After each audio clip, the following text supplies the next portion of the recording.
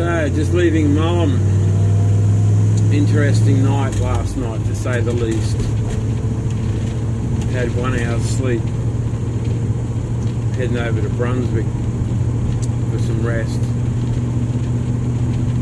So I parked at the skate park in Mullum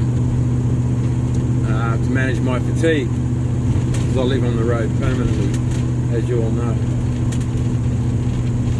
11 o'clock last night, a security car came in and blasted its horn and woke myself up and 4 young Victorian lads in 4 little vans who are travelling around working and have just gained jobs in Mullum area in the farms. And I reported to the police. The police were there at 11:30 last night. Constable McGee, a sergeant whose name eludes me, and they left, took the report. Then 3 o'clock in the morning, security car came back again, blasted its horn for like a minute or two and drove off. Woke me up again, woke all of us up. Can't stress how driver's fatigue is critical for all of us that live on the road, working and travelling in holidays, as you know yourselves. So this morning I've just come from the council, Byron Council Chambers in Mullumbimby. Spoke to a lovely lady and spoke to the compliance officer who's been around this area, lovely gentleman for a very long time, and remembers who I worked for 30-something years ago in all the shires around this area of the Northern Rivers. And I've made a formal complaint to them, and they took it very seriously. They were very, very polite, very understanding, and they are going to do something about it forthwith, as they told me. So I really appreciate that. The other matter is that I told them about us with self-contained vehicles and no public dump points in the Northern Rivers. I went into Mullum Showground a week ago, and the sign stated caretaker 11 a.m. to 3 p.m. It was 9 a.m. in the morning. I went there to dump my toilet at the dump point.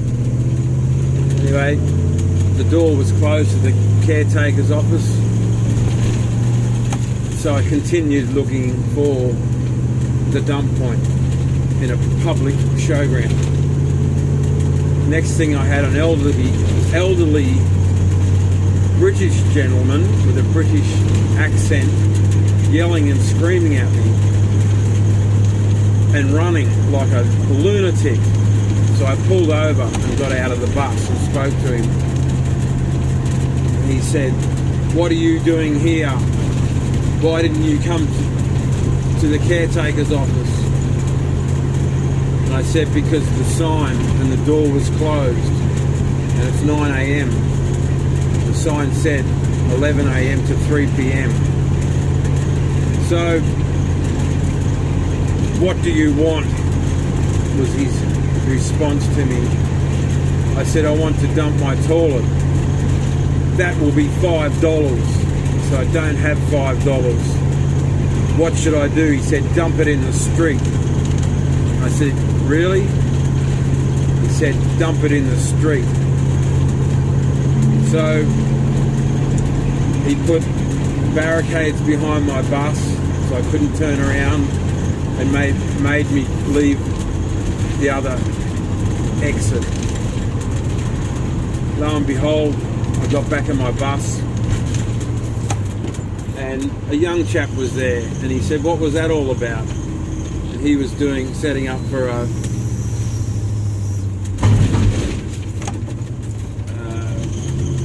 what would you call it? They were setting up for a display and he asked me what happened. I told him, and he was shocked, and that the caretaker told me to dump it, didn't care where. And I explained to them that I'm a travel writer and I have a Facebook page, as you all know yourselves, and a huge following, and I'm advocating for homelessness in Australia. And he's just made a huge mistake, because I'm going to share this and write about Mullum Showground. So anyway, when I was in Nimbin Mardi Gras, Monday morning I went to the showground and was told exactly where the dump point was, even though it wasn't a public dump point, and by all means empty your toilet. And I thought that was really nice, so I put $2 in the donation tin to show gratitude for allowing me to dump my human waste. So yeah, interesting morning, interesting night. I've had an hour's sleep. I'm now in Brunswick Heads, where there's many of us in vans, cars, many of us. Like before COVID, there was 120,000 homeless. Now there's 500,000 after COVID. So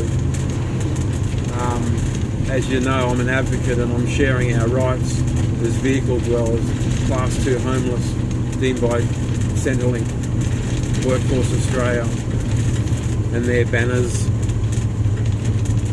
So anyway guys, have a great day, and I'm going to sign off and hopefully get a bit of shut-eye today. I don't have a codgers.